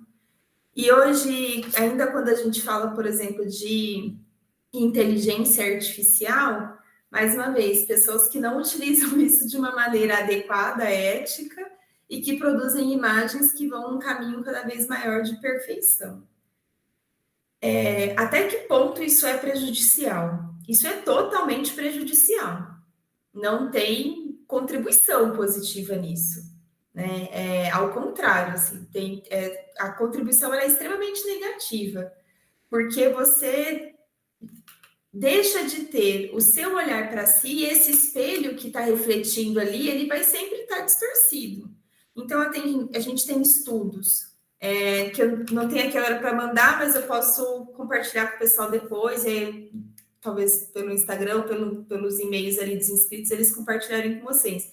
Tem estudos falando sobre pessoas que passaram a desenvolver distúrbios alimentares por conta dessas referências, pessoas que passaram a se autocortarem, né, se automutilarem por conta dessas referências, porque entra num total campo de adoecimento. Então, você está muito distante daquilo que você vai vendo como uma possibilidade. Na minha pesquisa em si, isso não foi um objetivo, mas foi algo que surgiu. Uma das meninas entrevistadas, ela compartilhou comigo que ela tinha muita vergonha dela mesma. Então, por conta das redes sociais, não vou dizer que é por conta das redes sociais, mas das imagens que ela acessava nas redes sociais. E aí ela é uma menina que não é magra, eu não vou dizer que é um corpo gordo, mas ela não tem um corpo magro. E aí, gente, é muito importante a gente normalizar essas características e ir quebrando isso como se fosse ruim, sabe? Ah, ela tem um corpo gordo, e aí o que é bonito, o que é feio, e as redes sociais, elas vão contribuindo muito para isso. O que é bonito, né? Bonito eu não sei se eu posso falar nomes, né? Mas aquela pessoa que tem uma marca de maquiagem, sabe? Muito famosa, que tem cor de rosa no nome da marca de maquiagem, ela dar à luz a um filho e no dia seguinte ou dias depois ela está com o corpo trincado. Será que esse é o corpo de uma mulher que gesta? Toda mulher que gesta é assim? Ou ela teve todo um acesso a recursos para manter esse corpo, sabe? Para cuidar desse corpo, para poder estar com esse corpo nessas condições. E tem também o quanto isso também ela foi afetada por essas imagens e representações. E aí essa menina, ela dizia que ela andava de blusa por muito tempo, até que ela começou a acompanhar nas redes sociais algumas pessoas que discutiam sobre isso. Mas apesar dela começar a se aproximar desse tipo de acesso de informação, ela acessava também os comentários nas redes sociais. E eles eram extremamente cruéis com essas pessoas. Eu não sei se vocês já entraram no Instagram, e aí falando de corpos gordos, por exemplo, deixa eu ver como que é o nome dela, porque só sei o primeiro, que é o da Carla, que é uma bailarina, sabe? Vocês conhecem ela? Carla... Não é Fabiana Carla. É Fabiana Carla. Thaís Carla? Thaís Carla, obrigada. Eu sou muito ruim de nome, gente. Estava aqui procurando vários outros nomes com Carla, menos Thaís Carla. Vocês entrarem no Instagram dela, vocês vão ver os comentários ridículos que tem lá, bizarros, assim, né?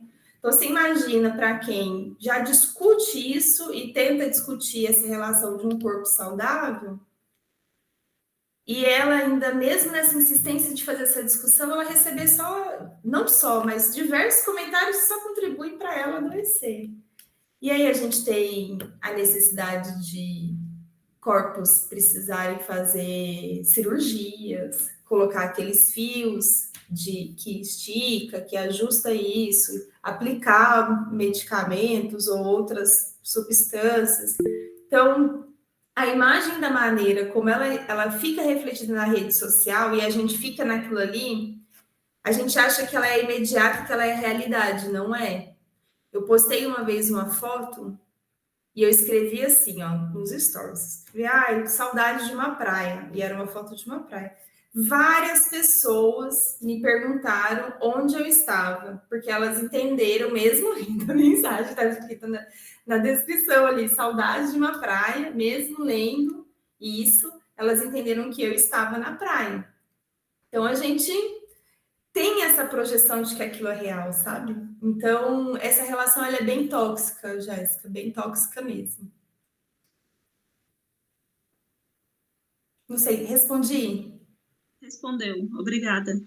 Imagina. E aí, só vou acrescentar uma coisa. Eu falei que eu não falo dessa questão de biológico, né, da maturação biológica. Esses impactos, eles vão reduzindo as possibilidades de desenvolvimento de função psicológica que são necessárias para a gente se autorregular e que é o que eu falei para a gente pensar novas formas de relação, como o pensamento ele vai ficando mais concreto e cristalizado, ele não vai para o campo tanto da abstração, porque é na abstração que a gente consegue elaborar melhor, a nossa imaginação ela vai projetando somente possibilidades dentro daquilo e não outras formas de a gente se relacionar com o nosso corpo, com as nossas características, sabe? Então, isso vai provocando certo isolamento, a gente tem questões de comprometimento com a linguagem. Então, tem diversos impactos que vão reverberando psicologicamente também. Desculpa, Yasmin. Dentro das faixas etárias, esse impacto... como ocorre esse impacto, por exemplo, em relação à maturação mesmo? Por exemplo, de que forma essa cobrança de uma imagem perfeita impacta uma criança? Ou de que forma essa cobrança de uma imagem perfeita impacta um adolescente nesse processo de maturação, de associação das coisas como elas de fato são, sabe? Como, por exemplo, como uma distorção, uma perspectiva de imagem perfeita pode impactar um adolescente ou uma pessoa já, de certa forma, com uma idade mais avançada, mais madura na percepção de mundo e tudo mais. Eu não tenho dados aqui para te dizer que impacta mais num adolescente do que num adulto e vice-versa, mais do que numa criança do que num adulto. Eu vou falar de implicações distintas aqui, considerando as fases de desenvolvimento, vamos dizer assim, os momentos de desenvolvimento. Quando a gente está falando de uma criança, a gente pode ter impactos de antecipação de uma vida adulta. E aí a gente tem riscos, alguns riscos, que são para além da imagem que ela tem, mas a exposição que ela tem na rede. No dia que a gente conheci o Cadu aqui antes, né? A gente fazia um bate-papo, conversamos sobre vários temas, e eu até comentei com ele a gente conversou sobre um movimento de pais que querem no sentido de proibir o acesso de crianças a celulares, né? E a rede social ser liberada somente, se eu não me engano, posso ter equivocado com as idades, mas o que importa é o macro nesse caso, a partir dos 16 anos. E aí eles estão nessa discussão, estão promovendo várias discussões sobre isso, já estão fazendo várias parcerias com escolas, para essas escolas, obviamente, é mais fácil no campo da escola particular fazer essa proibição, porque não entra no âmbito de política pública, e eles estão fazendo essa discussão, e o maior interesse deles nisso é exploração sexual. Então, tem diversas contas no Instagram, eu vou passar aqui para vocês uma pessoa para vocês seguirem, se vocês tiverem interesse nisso, que é a Sheili. Tá vendo aqui o nome dela, como se escreve? Sheili, com 2 L's. Ela traz muitas discussões, muitos vídeos que ela pega dessas páginas e ela expõe, chama para as pessoas denunciarem, que são páginas que comentam posts de crianças dançando, crianças brincando, crianças andando de bicicleta, comentam posts de crianças com conotação sexual. Então, nesses comentários, colocam lá a figurinha de berinjela, daquele rostinho sorrindo, mas aí uma aguinha saindo, sabe? De berinjela com a aguinha saindo. Então, tem uma conotação sexual nesses comentários de posts de crianças que estão dançando, brincando ali. Existem denúncias de abordagem dessas crianças. Então, há um deslocamento dessa criança como para a fase adulta, sabe? E crianças que estão, por exemplo, com 10, 11 anos, elas estão em interação, isso tem um agravamento maior ainda de risco de violência. Então, não é só da percepção de si, sabe? Tem da exposição à violência, pensando numa criança. A adolescência, na minha perspectiva teórica, eu estou falando isso, Jéssica, porque uma pessoa, por exemplo, que é da avaliação psicológica, ela vai olhar para a adolescência, para a criança e para a vida adulta de uma maneira totalmente diferente do que a histórico-cultural, que é a minha perspectiva, sabe? Então, a gente não vê o desenvolvimento por fases de idade, por exemplo, divide em fases, a adolescência vai até que idade, a gente está nessa perspectiva do que é o cultural dessas etapas, vamos dizer assim. A adolescência, ela é um período de crise. E o que significa que ela é um período de crise? Você está no limbo, você não é criança, sabe assim, aquelas coisas que você não é adulto para ir para balada, mas também não é criança, então tem que lavar louça. Você tem umas responsabilidades parcialmente de adultos e outras que são parcialmente ainda infantis, que você quer e tudo mais. Esse período de crise é um período de desassociação daquele núcleo que você estava, sabe, familiar. Então, a criança está muito mais apegada aos pais, na adolescência não está, né? Esquece, ela quer distância, quer o mundo dela com os amigos dela. Quando você vai projetando imagens, então vamos pensar nisso sendo acumulado, sabe? Se é criança, então você vai antecipando essa visão de adulto, e aí você vai projetando uma visão totalmente distorcida da realidade que você está vivendo. Você tem possibilidade de impacto, porque para a gente dizer qual que é o impacto, precisaria ter um estudo validando isso, mas para você tem possibilidades de impacto que podem ser, eu não vou dizer irreversíveis, mas elas podem ser profundas a ponto da gente ter grandes números, por exemplo, de pessoas que estão em condição de depressão, sabe? Então, a gente tem outros impactos. É um acúmulo de coisas que essa exposição na rede social e essa distorção de imagem, ela vai impactando. Ela não é determinante. Então, uma criança, as redes sociais, o YouTube, por exemplo, é um canal em que você tem lá a possibilidade de administração familiar. E aí a família vai lá e diz as palavras, por exemplo, do que são chaves que ela quer que bloqueie. Isso não funciona 100%. Isso não tira a responsabilidade dos responsáveis por essa criança, por exemplo, de estarem ali fazendo a vigilância, vamos dizer assim, do que ela está consumindo, porque tem vídeos que eles simplesmente passam na propaganda ali para essa criança e ela não tem que acessar. Então, essa distorção de imagem não é só sobre si, é sobre o contexto que ela está inserida. Então, qual é a relação que ela vai constituir com a família ou com a rede de apoio que ela tem a partir dessas imagens que ela vai internalizando para si, sabe? Do que é ser bonita, do que é ser uma pessoa livre, do que é ser uma pessoa com condições financeiras. Um monte de adolescente acha que viver de rede social é fácil, é só estourar e pronto. Então é só você postar um monte de coisa que você vai ficar rico. E a gente tem um monte de influencer aí dizendo o contrário, que tem milhões de seguidores e não ganha dinheiro nenhum com isso. Então, é muito mais complexo dizer que tem um impacto específico no processo, no desenvolvimento, em uma fase de uma determinada forma, entende? Depende muito dos acessos que essas crianças e adolescentes ou adultos, eles têm no contexto que eles estão inseridos. Eu sei que talvez não é essa a resposta que você estava esperando. Nossa, ficou muito claro. Obrigada. Tá bom. Desculpe, me estendi.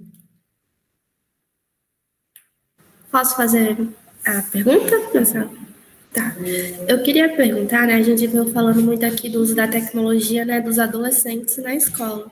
Eu queria fazer uma pergunta em relação a quem trabalha com a educação, né? Sobre vocês comentaram. A pergunta eu passo tanto para o Cadu como para a Aline, quem puder tá me respondendo, me ajudar assim, a pensar melhor, trazer algumas referências em relação, né, a quem trabalha na educação, como é essa chegada da tecnologia para eles, como eles recebem, né?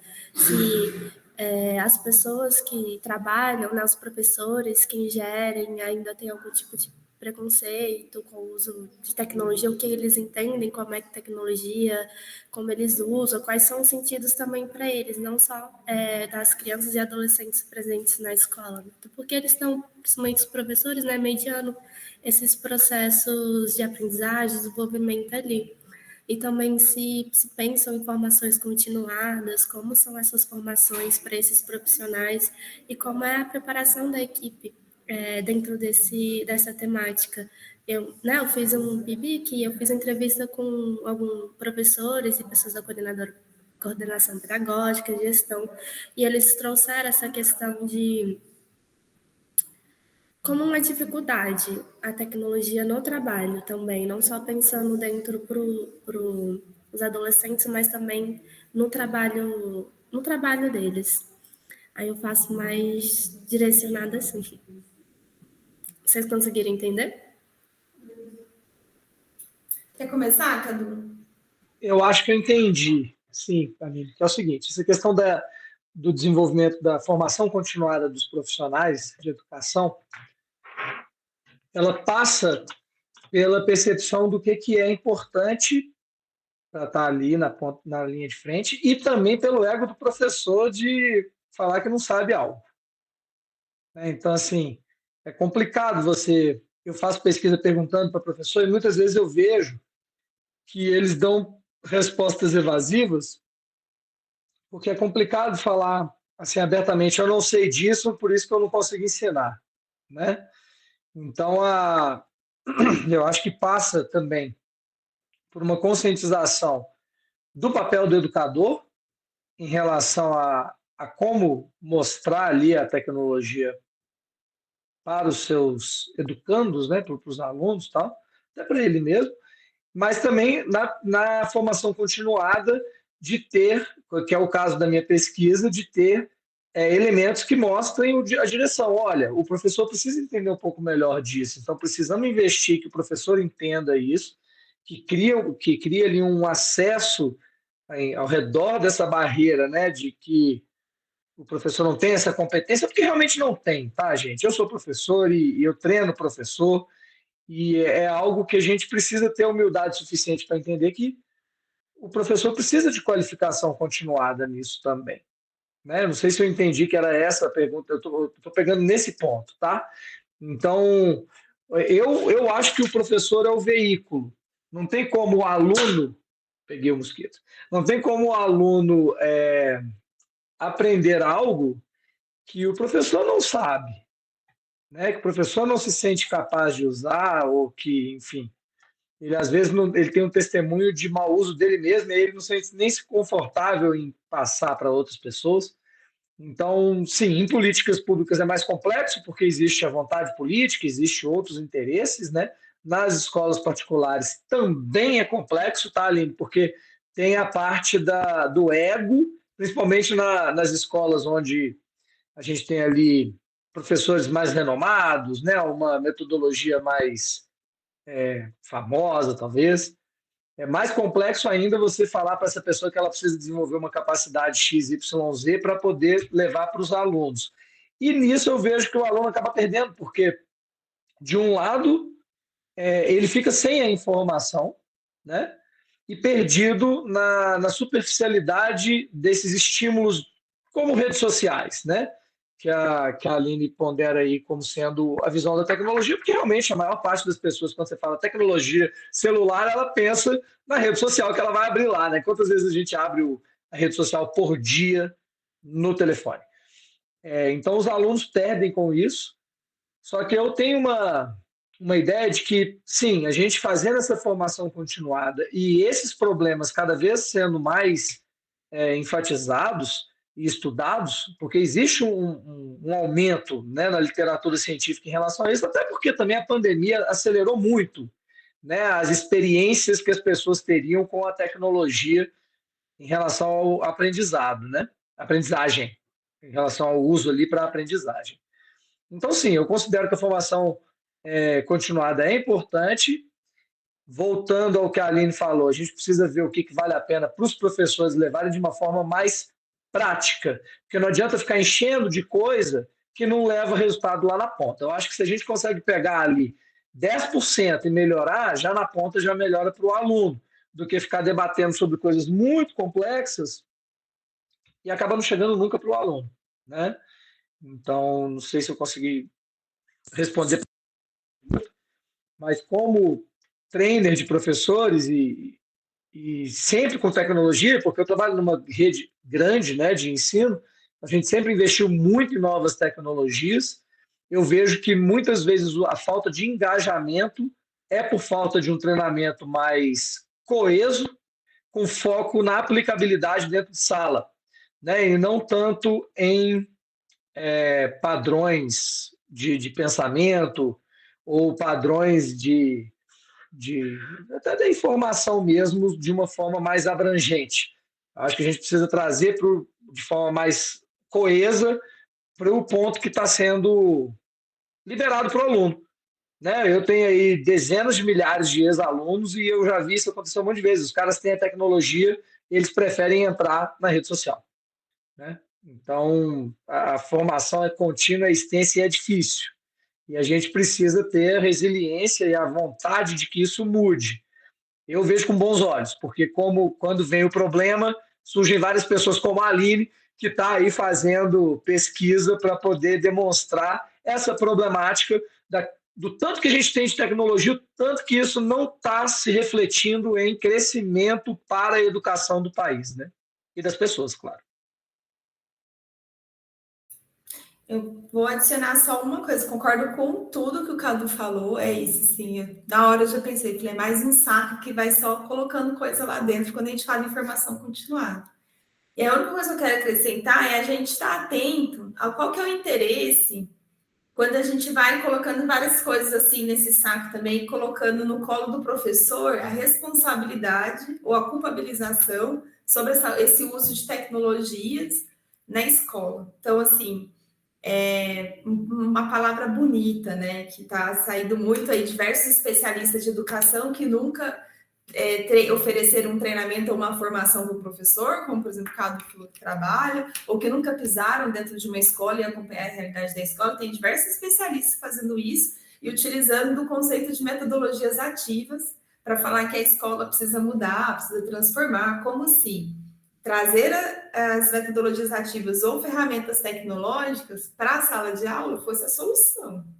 E a gente tem uma questão de interesse, né, político, ético-político, numa sociedade que é neoliberal, então, a quem serve esses aprendizados também? Porque aí você faz assim, você vai lá, coloca as ferramentas tecnológicas dentro da escola, oferece uma formação para o professor, que é uma vez no mês, por exemplo, e os outros 20 dias, vamos supor que tem 20 dias de aula, né? 20 dias úteis. Um dia ele vai e faz a formação, os outros 19 ele que lute para aplicar, preparar a aula, fazer tudo isso e transformar a educação, entende? Então, assim, as ferramentas tecnológicas, a formação do professor, tudo isso não são assim entidades que vêm e aí é só o professor incorporar e pronto, ele já resolveu a educação, sabe? Tipo, você está muito atento a isso, para a gente não cair nessa mesmice, porque senão a gente vai encher. Aí eu encho o professor de formação, não, disponibilizamos, sei lá, 20 formações na nossa plataforma, os encontros com o professor já tem uma vez por semana, o professor tem esse espaço, tem municípios que são assim, ou estados que são assim, o professor tem um espaço na agenda toda semana para formação. Mas aí esse é o espaço que ele tem que fazer formação, ele tem que participar da reunião com a gestão escolar, acompanhar tudo o que está acontecendo, se atualizar com as políticas que estão vindo. Então, assim, qual que é a finalidade? Entende? Precisa ter cuidado com isso e chamá-los para esse diálogo. Acho que a gente tem, de novo, muita gente que não está no campo ou que não é professor, que está discutindo sobre o trabalho e as condições e as possibilidades ali do professor. Precisa chamá-los para o diálogo.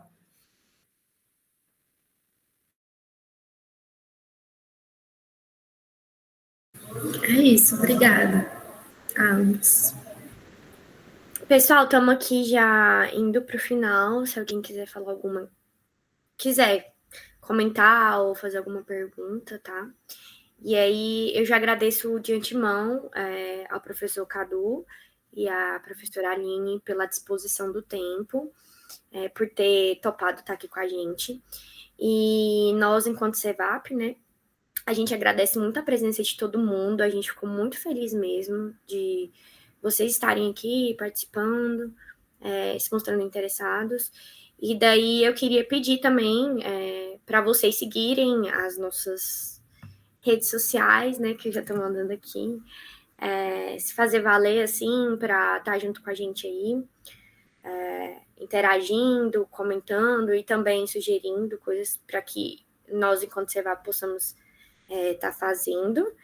E queria também lembrar que terça-feira que vem, dia 27, vai ter o segundo dia da maratona com a professora Janaína Angelina, que é da UNB, que ela vai falar sobre engajamento estudantil no ensino superior.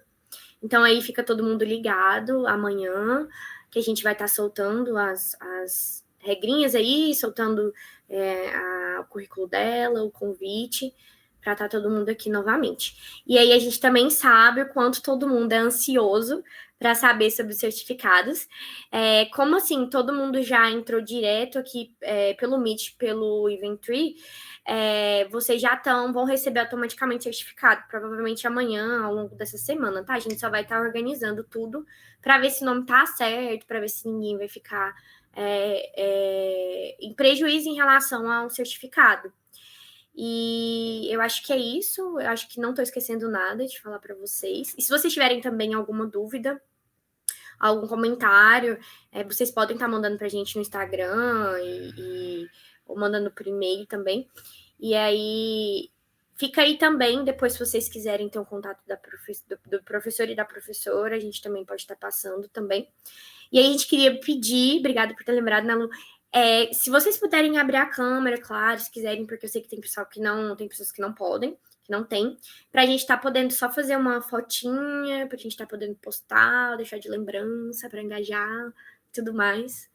E é isso, muito obrigada, tá? Olha, gente, já deixaram aqui o contato. Vou deixar aqui também, muito obrigada, fiquei muito feliz aqui com a troca. A gente segue aí à disposição, né, Cadu? É isso aí, gente. Excelente noite para todos. Foi um prazer estar aqui. Botei meu Instagram aí, quem quiser falar comigo no direct, só chamar lá.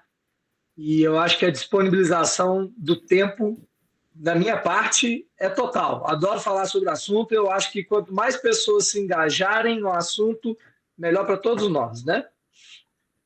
Obrigado pelo convite também, viu, gente?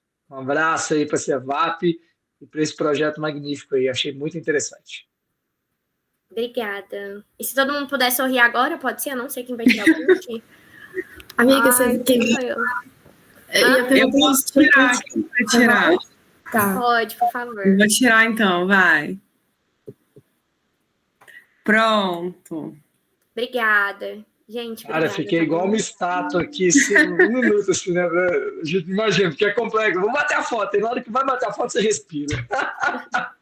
A gente não combinou essa parte, mas ficou ótima a foto. Gente, boa noite a todos. Eu vou me ausentar aqui. Um abraço. Boa noite. Tchau.